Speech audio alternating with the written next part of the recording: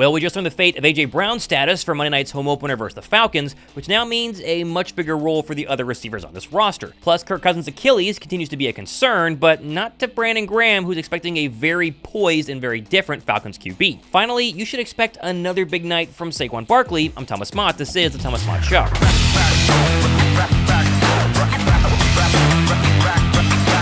Now, by now, you've heard the Eagles have a situation at wide receiver, with A.J. Brown officially being ruled out with a hamstring injury for Monday night. But does anyone else feel like the Falcons are being a little bit disrespected heading into tomorrow's matchup, following the Dirty Birds' embarrassing Week 1 loss to the Steelers?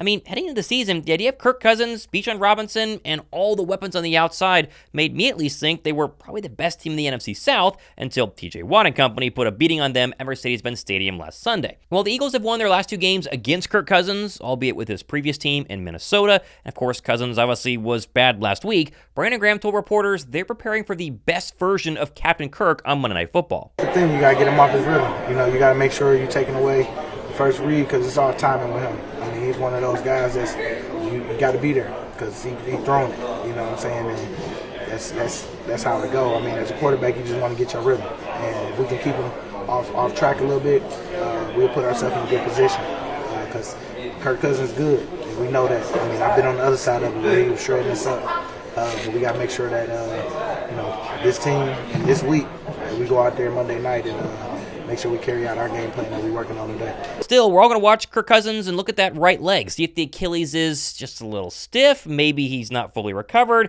Either way, Kirk's got to improve dramatically after his Week 1 performance. I mean, his movement last week was the worst I've seen. Like, Kirk Cousins is not a mobile quarterback by any means, but it feels like a great opportunity for the Birds' defense to get to work and generate some actual pressure on a field that shouldn't play like an ice rink for 60 minutes. The Falcons, however, went with rust as their excuse for last week's debacle, with Diana Receding tweeting yesterday, quote, "Cousins' leg feels good with no lingering issues from his surgery. However, there is some rust. There's also a first-time play caller in Atlanta in Zach Robinson, a piece of wisdom from the league source, just to be a forward-rookie quarterback some leeway. Let's extend the same understanding to first-time play callers." Either way, here's to hoping the Eagle pass rush can get to Cousins and make that statue hit the ground early and often. By the way, give me your score predictions for this game down below. Curious how confident you guys are in the Birds versus Atlanta. Now, as I mentioned earlier, we did just confirm A.J. Brown is officially out versus the Atlanta Falcons with that hamstring injury, as the Birds' #1 wide receiver tested it during Sunday's walkthrough and decided he was not healthy enough to go.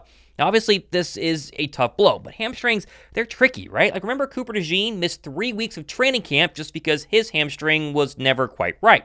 There's no way to know the severity of Brown's specific hamstring issue. My guess is this was probably more of a precaution just to make sure he's 100% for the long run and doesn't have any sort of lingering hamstring issue, as we know can be a problem. In a way, I think this might help Jalen Hurts, who's often unfairly criticized by the media for having Brown as a crutch on the outside. Again, ridiculous. But now, with the rest of the league watching in prime time, he can show just how dangerous, 1, he is, 2, the rest of the Eagles are, and 3, show that this new offense under Kellen Moore can be elite regardless of who's out there. Again, losing Brown, it's a tough blow. You'd rather him be in and out. Not saying you don't want him out there, but let's just hope it's going to be a short-term issue and he'll be back as quickly as possible. Now, of course, Brown's health aside, as mentioned, the Eagles do have other weapons, including Saquon Barkley, who I expect a heavy dose of on the ground after Pittsburgh rushed for a $137 as a team last week against Atlanta.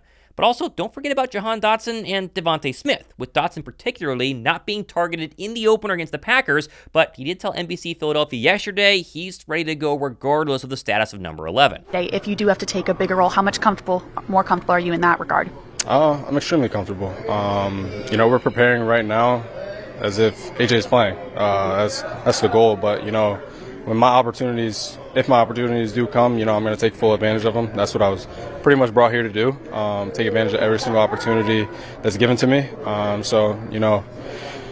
That's the nature of it. But yeah, we're preparing as if AJ's going to play. Oh, and as for Smitty, who would be a #1 wide receiver basically anywhere else except for behind A.J. Brown, last time he played Atlanta was his first game in the league, a game I was at, where he caught his first catch and touchdown in the NFL. The last time he played without A.J. Brown, though, was last year's wildcard loss to the Bucs, where Smitty had 8 catches for 148 yards. I think the offense will be just fine. I expect them to still move the football up and down the field. Big DeVonta Smith night, and even bigger, hopefully, Dallas Goedert and Saquon Barkley evening. Still, though, I'm not overlooking the Falcons. I think they're still a dangerous team on paper, and I told the guys on Jacob Media yesterday that, hey, listen, they have a lot of weapons on the outside, and we cannot expect to just go in there and roll them on Monday night. If you're Kellen Moore, if you're Jalen Hurts, how you approaching this game and how you're gonna beat the Falcons in week 2?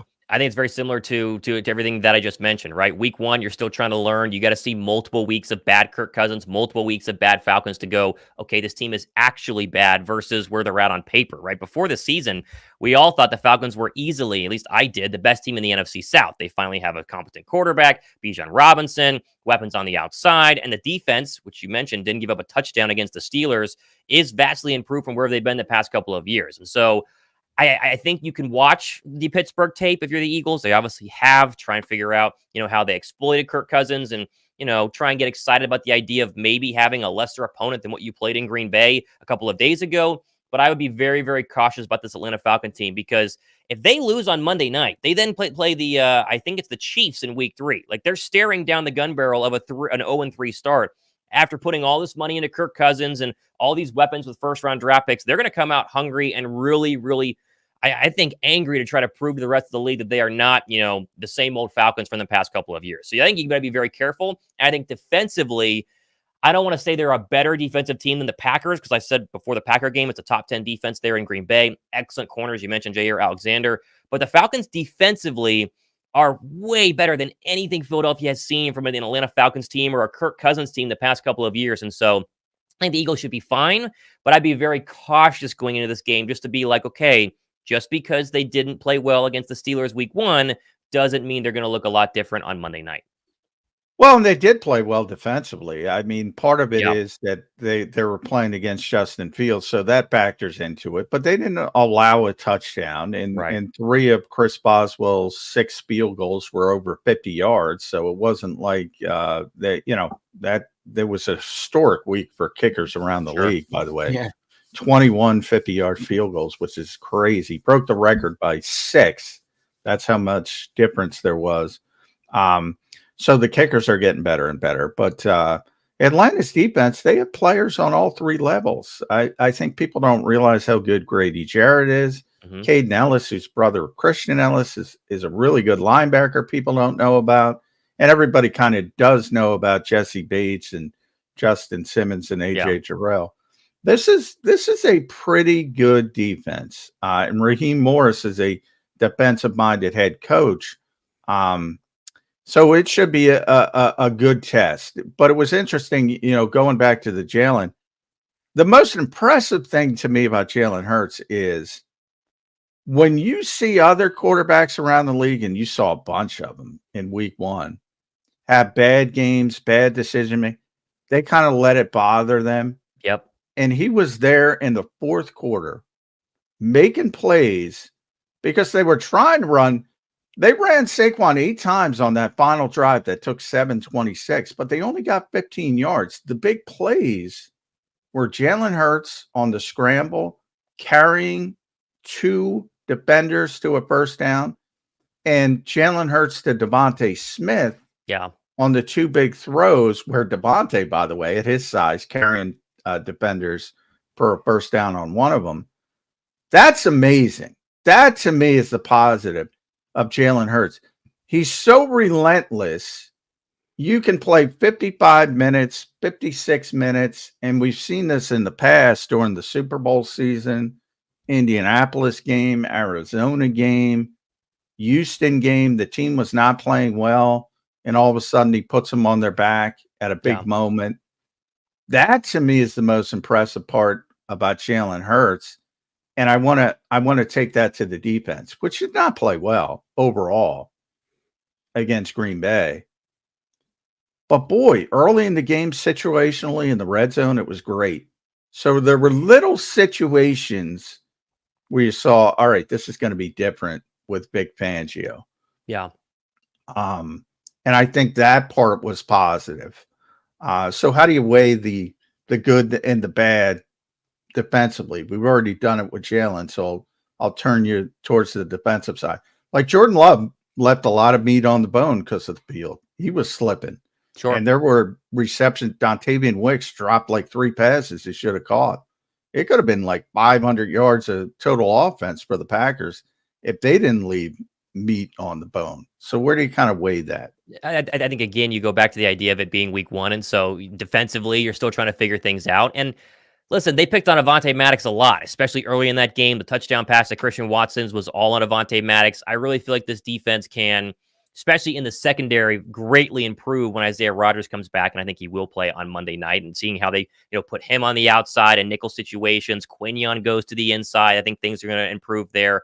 But I overall was very impressed by the defense. I think that last year we watched probably one of the worst Eagle defenses we've seen in the past 4 or 5 years, at least in the secondary, get carved up by everybody. I mean, I go back to that Cardinal game all the time. I would add worse than like 50 years. Yeah, it's terrible, right? I mean, Kyler Murray and the Cardinals were awful last year, and they came into Philadelphia in what basically turned out to be a must-win game to win the 1 seed, and they shredded us. It wasn't even close. Darius Slay against the Packers, 2 receptions for 15 yards. People harping on him being a little old and a little washed. Thought he was fantastic. Quinion obviously is going to be one of the key pieces on this defense as a rookie, which is incredible.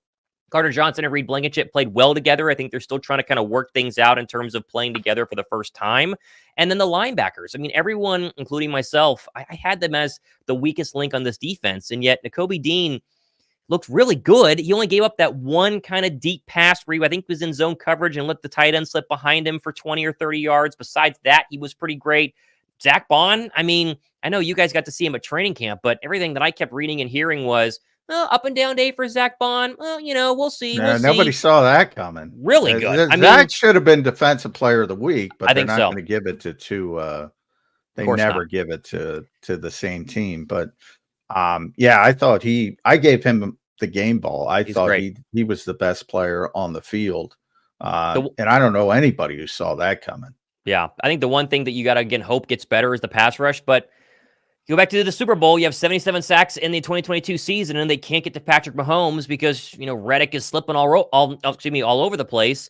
I think the same can be said about this field. If they can't get to Kirk Cousins on Monday night, guys, then we can start to really go, okay, is Bryce Huff worth $17 million? Is Josh Huff ever going to be kind of this really good number 2 pass rusher that we all think he can be, and yet he really hasn't been throughout his career? I thought Jalen Carter played a lot better than his team worst PFF grade, which was very bizarre. Jordan Davis flashed here and there, wasn't fantastic, but I think overall the defense is fine, and I think it's going to be dramatically improved week to week. And again, we go back to Jalen Hurts struggling early on, the defense holding well in the red zone, and then it kind of switched to where Jordan Love started to move the ball down the field as Jalen got comfortable. Brand new defense and Vic Fangio, people still trying to figure things out.